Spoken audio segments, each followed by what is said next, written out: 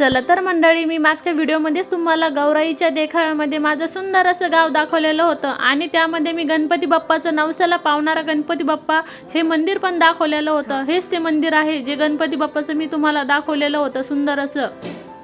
आज आम्ही गणपती बाप्पाच्या दर्शनाला आलो होतो।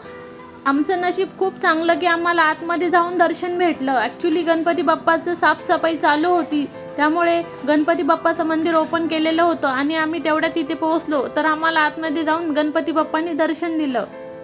या गणपती बाप्पाला सिंदूरात्मक गणपती असे म्हणतात। कोणत्याही कामाची सुरुवात करायची असेल तर आपण पहिले गणपती बाप्पाला नमस्कार करतो आणि गणपती बाप्पापासूनच आपल्या कामाची सुरुवात होती। आज तुम्हाला आई या गणपती बाप्पाचं महत्त्व सांगणार आहे।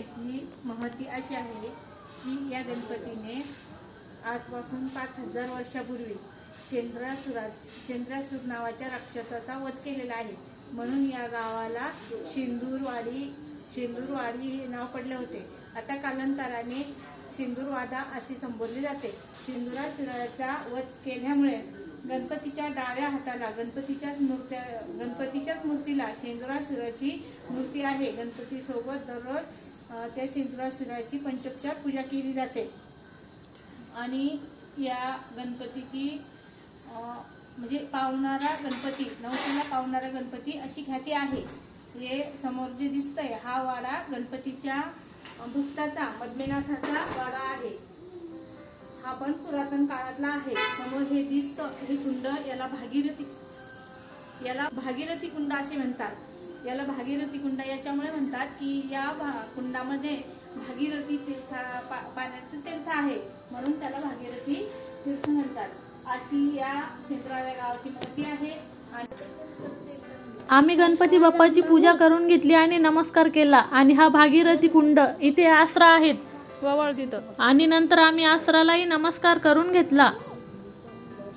हे सर्व मी गौराईच्या देखाव्यामध्ये पण तुम्हाला दाखवलेलं होतं सर्व काही। आणि ही खाम नदी जी की मी तुम्हाला गौराईच्या देखाव्यामध्ये पण दाखवलेली होती, ही तीच नदी आहे बघा।